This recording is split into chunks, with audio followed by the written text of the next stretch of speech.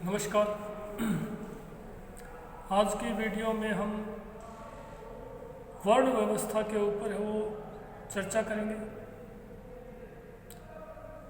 वर्ण व्यवस्था जिसका सर्वप्रथम उल्लेख हमें ऋग्वेद में मिलता है और तत्पश्चात उत्तर वैदिक कालीन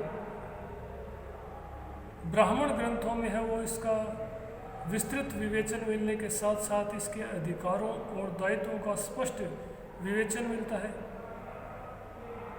और कालांतर में सूत्र और जो स्मृति ग्रंथ हैं उनमें इस वर्ण व्यवस्था का विस्तृत विवेचन मिलने के साथ साथ जहाँ जाति व्यवस्था का आविर्भाव भी दिखाई देता है। वर्ण व्यवस्था में हमें प्रारंभ से ही 4 वर्णों ब्राह्मण, क्षत्रिय, वैश्य और शूद्र का है उल्लेख मिलता है। आज के वीडियो में हम इसी वर्ण व्यवस्था के प्रादुर्भाव, चारों वर्णों ब्राह्मण, क्षत्रिय, वैश्य और शूद्र के है वो अधिकारों और कर्तव्यों का विवेचन करने के साथ साथ इनकी उत्पत्ति के जो सिद्धांत हैं उनके ऊपर भी चर्चा करेंगे।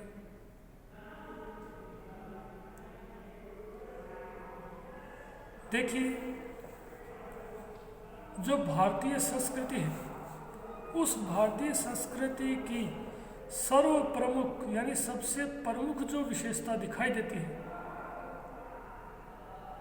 वो है भारत का सामाजिक संगठन या भारतीय सामाजिक संगठन ही भारतीय संस्कृति की सबसे प्रमुख विशेषता मानी जाती है। और प्रारंभ से ही भारत की जो सामाजिक संरचना है उस सामाजिक संरचना का महत्वपूर्ण आधार जो है वो वर्ण और जाति व्यवस्था रही है। यद्यपि जाति व्यवस्था का प्रादुर्भाव है वो काफ़ी समय पश्चात हुआ, परंतु जो प्राचीन भारतीय इतिहास में हमें जो प्रारंभिक ग्रंथ मिलते हैं उन प्रारंभिक ग्रंथों से ही हमें वर्ण व्यवस्था के बारे में है वो जानकारी मिलनी प्रारंभ हो जाती है।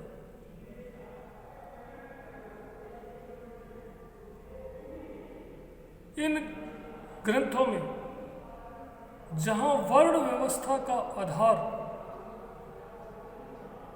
गुण, कर्म व व्यवसाय दिखाई देता है, वहीं जाति व्यवस्था का आधार एक प्रकार से जन्म और आनुवंशिकता दिखाई देती है। यानी जो वर्ण व्यवस्था थी, जो प्रारंभिक वर्ण व्यवस्था थी, उस वर्ण व्यवस्था का आधार क्या था? इस वर्ण व्यवस्था का आधार एक प्रकार से प्रारंभ में गुण और कर्म या व्यवसाय पर आधारित दिखाई देता है। इस वर्ण व्यवस्था का जो सर्वप्रथम उल्लेख है भारतीय इतिहास में वो सर्वप्रथम हमें ऋग्वेद में मिलता है। ऋग्वेद में ही हमें सर्वप्रथम वर्ण व्यवस्था और वर्णों की उत्पत्ति का जो प्राचीनतम सिद्धांत है वो हमें ऋग्वेद के 10वें मंडल के पुरुष सूक्त में मिलता है। ऋग्वेद का जो 10वां मंडल है उस 10वें मंडल में जो पुरुष सूक्त है उस पुरुष सूक्त में 4 विभिन्न वर्णों को विराट पुरुष, जिसे ब्रह्मा, प्रजापति, हिरण्यगर्भ आदि नामों से संबोधित किया गया है, उस विराट पुरुष के विभिन्न शारीरिक अंगों से उत्पन्न बताया गया है। और इस सिद्धांत को है वो एक प्रकार से वर्णों की देवीय उत्पत्ति का सिद्धांत दिया गया है, क्योंकि एक देवता के शरीर के विभिन्न अंगों से चारों वर्णों की उत्पत्ति मानी गई है। इसमें विराट पुरुष यानी ब्रह्मा के मुख से ब्राह्मण, भुजाओं से क्षत्रिय, जंघाओं से वैश्य और पैरों से है वो शूद्र की उत्पत्ति मानी गई है। परंतु अगर ऋग्वेद के 10वें मंडल के पुरुष सूक्त को छोड़ दिया जाए तो संपूर्ण ऋग्वेद में हमें केवल 2 ही वर्णों का उल्लेख मिलता है। यानी केवल एक ही स्थान पर 4 वर्णों का उल्लेख मिलता है ऋग्वेद में। प्रश्न पूछा जा चुका है काफी बार। ऋग्वेद में पुरुष सूक्त को छोड़कर अन्य सभी स्थानों पर केवल 2 ही वर्णों का उल्लेख मिलता है, और ये 2 वर्ण हैं ब्राह्मण और क्षत्रिय। शेष 2 वर्ण जो है वैश्य और क्षुद्र, उनके लिए सर्वत्र विश्व शब्द का प्रयोग किया गया है। विश्व यानी कि एक प्रकार से है वो सामान्य जनता। देखिए यह जो प्रारंभिक जो वर्ण व्यवस्था थी, यह जो प्रारंभिक वर्ण व्यवस्था थी, यह एक प्रकार से गुण, कर्म और व्यवसाय पर आधारित थी। यह आधुनिक जाति व्यवस्था की आधारित तरह है, जन्म या आनुवंशिकता पर आधारित नहीं थी। और इस तथ्य का सर्वप्रथम प्रमाण या जो साक्ष्य है वो भी हमें सर्वप्रथम ऋग्वेद में ही मिलता है। ऋग्वेद का जो 9वां मंडल है, उस 9वें मंडल में है वो एक प्रसिद्ध मंत्र मिलता है, जिससे इस तथ्य की पुष्टि होती है कि यह जो वर्ण व्यवस्था थी यह गुण, कर्म या व्यवसाय पर आधारित है। इस मंत्र में कहा गया है कि मैं मंत्र निर्माता यानी कि ब्राह्मण हूँ, ब्राह्मण वर्ण से। मेरे पिता भिषज्ञ हैं यानी वैद्य हैं यानी वैश्य हैं, और मेरी माता उपल प्रक्षिणी यानी पत्थर की चक्की से आटा पीसने वाली है। इस मंत्र से यह स्पष्ट प्रतीत होता है कि जो वर्ण व्यवस्था थी संभवतः परिवर्तनीय थी। जो व्यक्ति जैसा कर्म या व्यवसाय करता था उसी के अनुरूप उसे उस वर्ण में है वो गिना जाता था। यानी एक वैश्य का पुत्र ब्राह्मण हो सकता था। यानी यह जो वर्ण व्यवस्था थी संभवतः गुण या कर्म या व्यवसाय पर आधारित थी, न कि जन्म पर आधारित।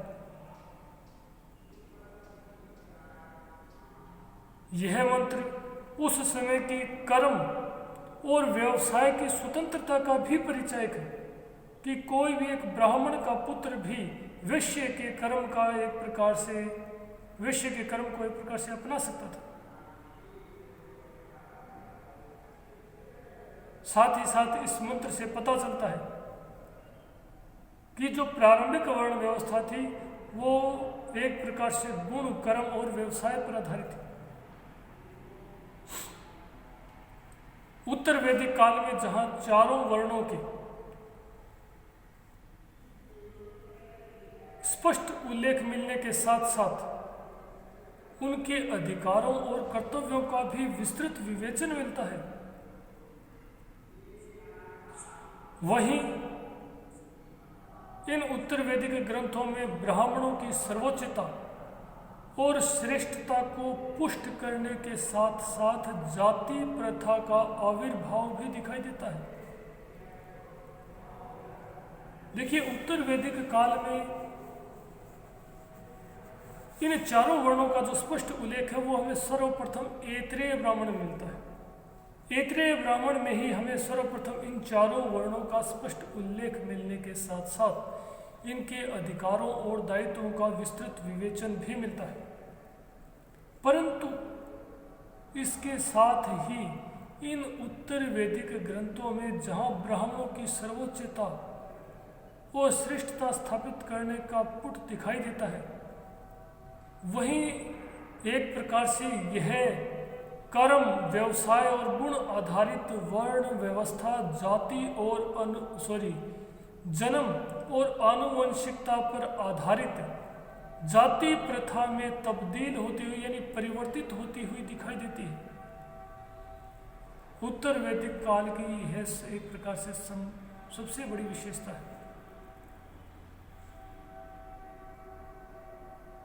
देखिए यह वर्ण व्यवस्था प्राचीन मनीषियों द्वारा या प्राचीन जो चिंतक थे उनके द्वारा यह वर्ण व्यवस्था है वो क्यों प्रारंभ की गई थी, इसके पीछे भी कोई न कोई कारण अवश्य विद्यमान रहा हो। देखिए, प्राचीन जो भारतीय समाज था उसमें जो मनीषी या जो चिंतक थे उनके द्वारा स्थापित यह वर्ण व्यवस्था है वो एक ऐसी व्यवस्था थी जिसमें समाज के प्रत्येक व्यक्ति को उसके गुण कर्म के आधार पर 4 भागों में विभाजित किया गया था ताकि समाज में संतुलन यानी सामाजिक व्यवस्था में संतुलन और अनुशासन बना रह सके।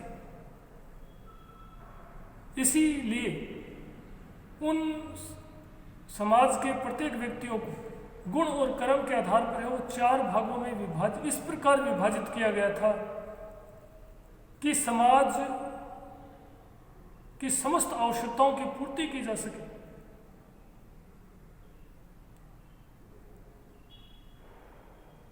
और इसी आधार पर वर्ण व्यवस्था का निर्धारण कर जिन 4 वर्णों को स्थापित किया गया, जिन 4 वर्णों की स्थापना की गई, उनमें प्रथम वर्ण जो था वो ब्राह्मण वर्ण, दूसरा क्षत्रिय, तीसरा वैश्य और चौथा क्षुद्र,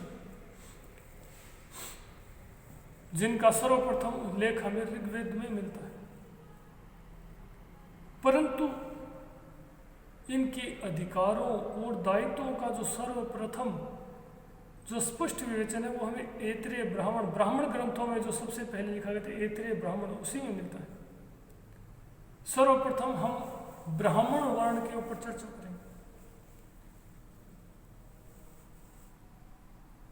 देखिए, प्राचीन भारतीय जो सामाजिक व्यवस्था थी उस सामाजिक व्यवस्था में जो वर्ण व्यवस्था स्थापित की गई थी,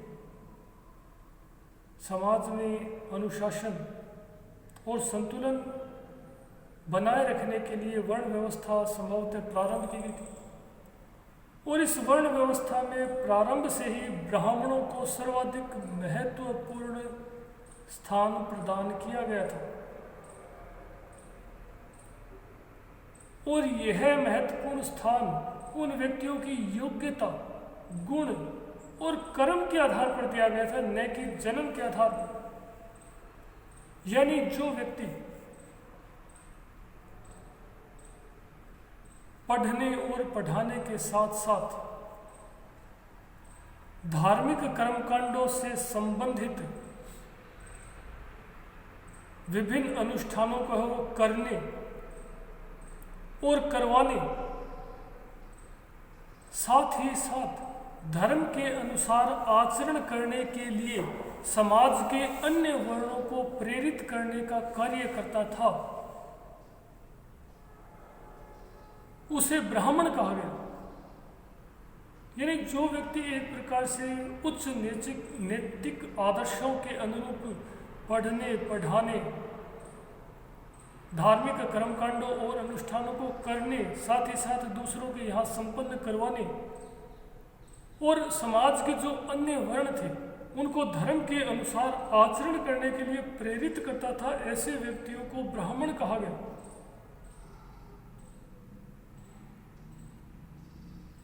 और इसी उनके नैतिकता के आधार पर उन्हें समाज में सर्वोच्च स्थान प्रदान किया गया।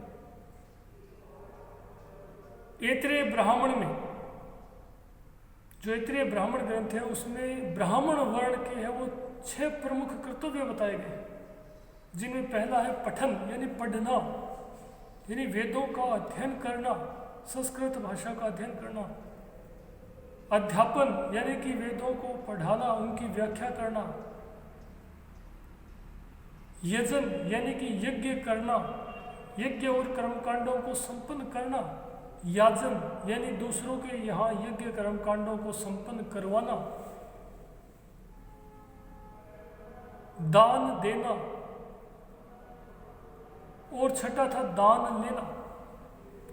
देखिए, दान लेना जो है वो ब्राह्मणों का विशिष्ट अधिकार माना गया है, जिसे ऐतरेय ब्राह्मण में प्रतिग्रह कहा गया है। वर्तमान समय में भी हम दान करते हैं तो सर्वप्रथम ब्राह्मण को ही पूजते हैं, क्योंकि आज भी भारतीय संस्कृति की यही विशेषताएं, सामाजिक विशेषताएं जो कि त्यों हमारे वर्तमान समाज में अपनी प्रासंगिकता को बनाए हुए हैं।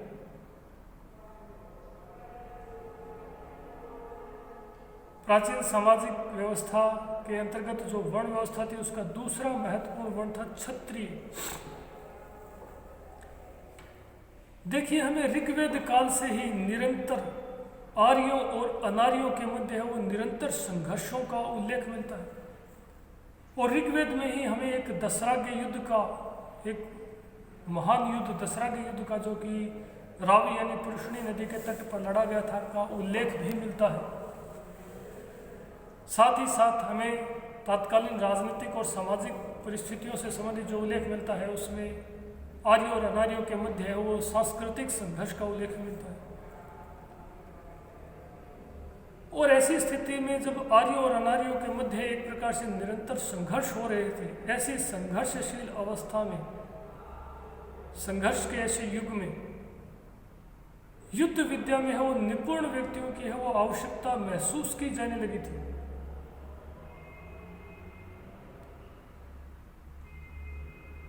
ताकि ऐसे युद्ध विद्या में निपुण व्यक्ति शत्रुओं से है वो एक प्रकार से विष यानी सामान्य जनता जन की है वो रक्षा कर सके।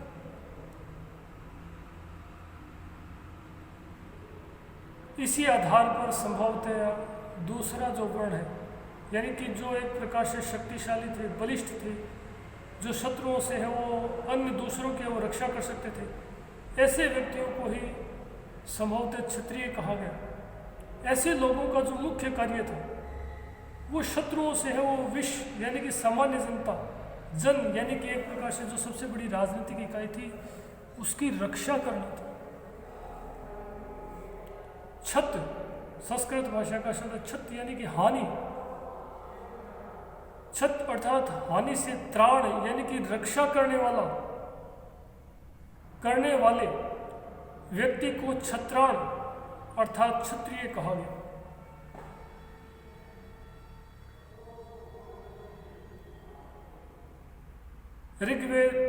जो ऐतरेय ब्राह्मण ग्रंथ है, उस ऐतरेय ब्राह्मण ग्रंथ में इस क्षत्रिय के है वो क्षत्रिय का जो प्रमुख कर्तव्य बताया गया वो है छत यानी कि हानि से है वो दूसरों की रक्षा करने के साथ साथ विरोचित कर्म करना, साथ ही साथ पठन यानी पढ़ना लेकिन पढ़ाना नहीं, यजन यानी कि यज्ञ करना कराना नहीं, और दान देना, दान लेना नहीं दान देना, ये तीन भी प्रमुख उसके कर्तव्य बताए गए।